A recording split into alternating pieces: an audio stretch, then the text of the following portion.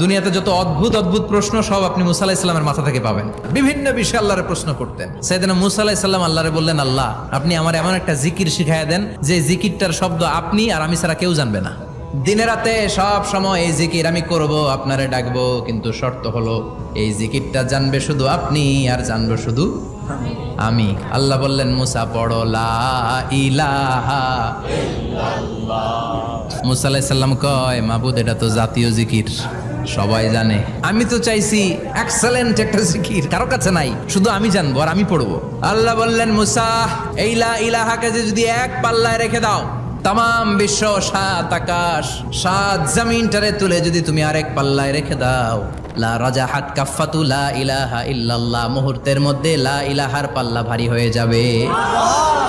ও মুসা, তুমি যতই এক্সক্লুসিভ জিকির চাও, লা ইলাহার চেয়ে দামি জিকির আমার কাছে নাই।